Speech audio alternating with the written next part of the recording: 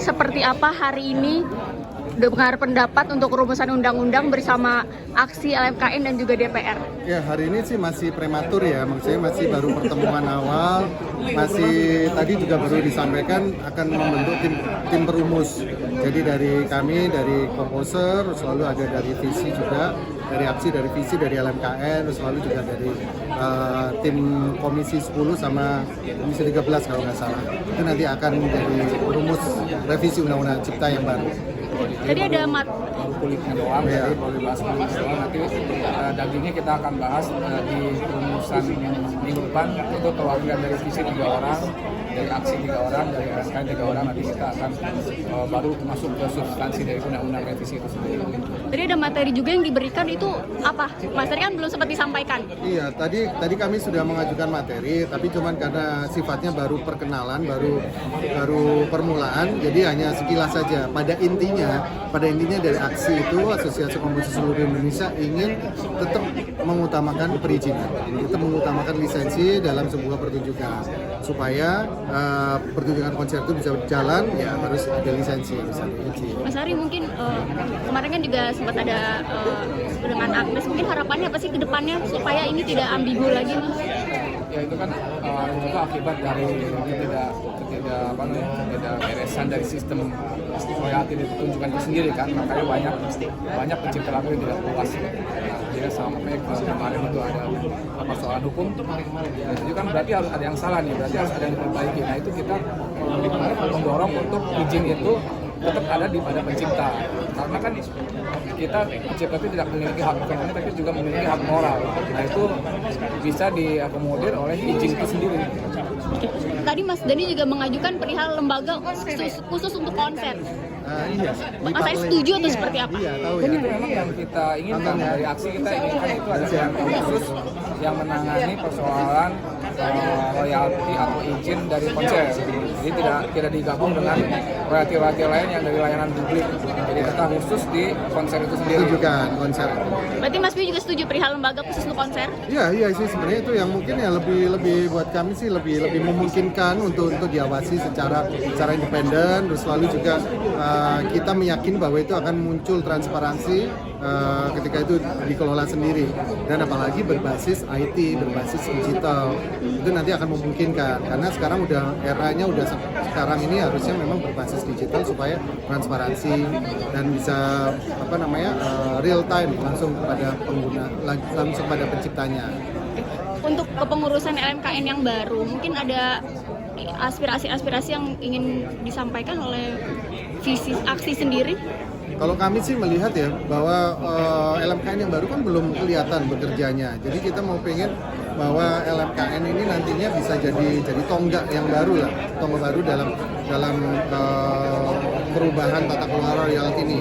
Itu kalau LMKN masih ada. Karena kami masih mengusung bahwa kemarin kan sempat statement saya bahwa LMKN lebih baik dibubarkan karena selama ini tidak bisa memberikan pemenuhan hak cipta untuk live pertunjukan dan konser kepada para pencipta. Mas, kan banyak musisi-musisi di luar visi ataupun aksi ini kan berharap banyak dari aksi dan visi. Mungkin yang bisa disampaikan ke musisi-musisi lain seperti apa sih? Ya kalau saya sih mereka tetap berkarya saja sambil kita dari aksi ini berjuang untuk yang lebih baik, untuk sistem tata kelola royalti yang lebih baik, untuk kesejahteraan para pencipta lagu yang lebih baik. Dari Mas Adi seperti apa? Kalau kita kan ingin ada keadilan dari pencipta dan penyanyi itu harmonis dan ada keadilan di antara kedua entitas ini. Jadi selama ini ketidakadilan itu tidak berhasil diciptakan dari sistem yang selama ini berlangsung dari 2014 itu. Makanya kedepannya kita harapkan ada keadilan di situ, keadilan untuk pencipta dan keadilan juga untuk penyanyi. Oke, Mas, mungkin berdua terakhir, ini kan masyarakat mungkin berpikir seperti visi dan aksi ini sedang berperang gitu ya. Mungkin kalau ada yang bisa disampaikan seperti apa? Kita sih ingin tetap memperjuangkan apa yang kita sedang sekarang perjuangkan, bahwa izin atau lisensi itu adalah hal yang mutlak dalam sebuah pertunjukan, supaya itu kita bisa terdata dengan baik bahwa penggunaan atas karya itu memang digunakan dan memang nanti akan berakibat pada pembayaran royalti, itu saja. Jadi kita lebih berfokus atau lebih memikirkan bahwa bagaimana lisensi ini akan diberikan sebelum ada pertunjukan. Nah, tapi memang itu berbeda dengan apa yang diinginkan oleh Visi, karena Visi memang tidak ingin ada lisensi, tidak ingin ada izin. Itu memang berbeda banget. Ya, jadi izin dan royalti itu dua hal yang berbeda. Royalti sebenarnya bisa dibayarkan oleh penyelenggara, bahkan oleh siapapun bisa dibayarkan. Tapi izin itu menjadi tanggung jawab dari penyanyi itu sendiri, karena kontrolnya hak ekonomi terpenuhi itu kontrolnya dari penyanyi itu sendiri.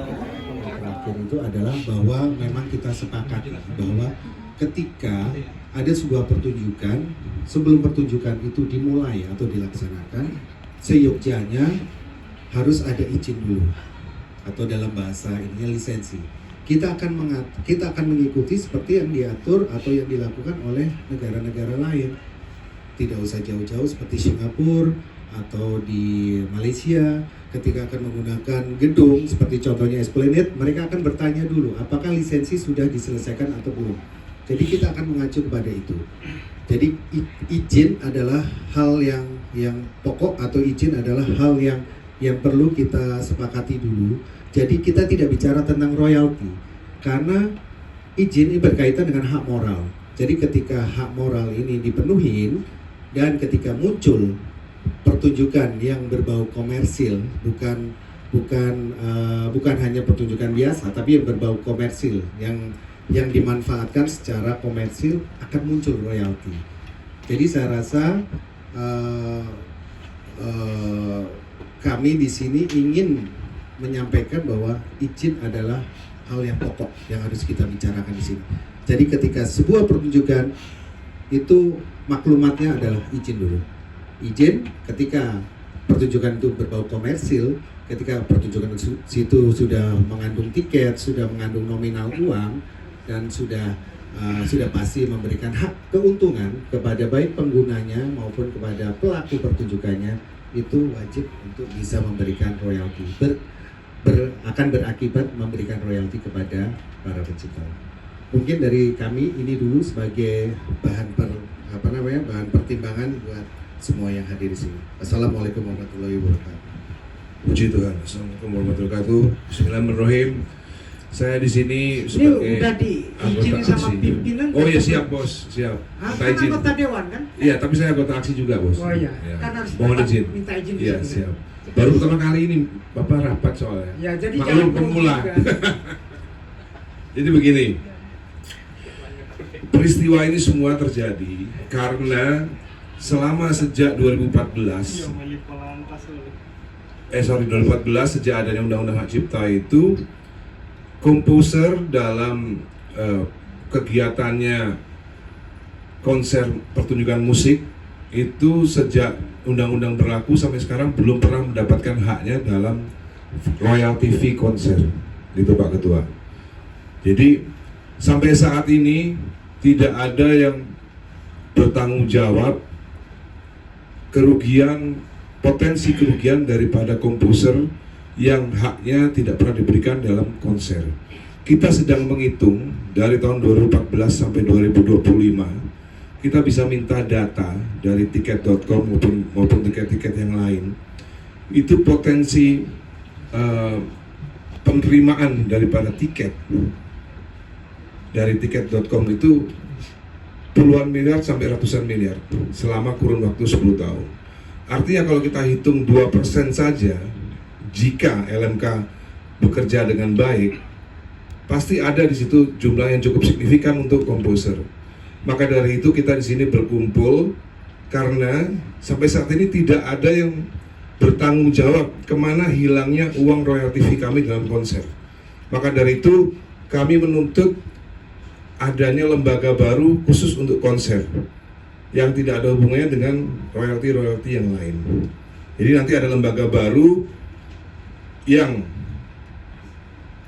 ngurus konser saja, tentunya berdasarkan PP, karena menurut kami undang-undang yang ada sekarang ini sebenarnya tidak terlalu bermasalah. Yang bermasalah adalah interpretasinya. Itu Pak Ketua. Jadi sampai saat ini tidak ada pernyataan dari LMKN, baik komisioner maupun LMKN yang minimal minta maaf kepada komposer bahwa selama ini pengarang lagu tidak pernah mendapatkan uangnya dari konser. Kalau yang lain-lain dari karaoke dan lain-lain kita memang mendapatkan. Maka dari itu saya dari kemarin udah bilang sama Mas Adi, udahlah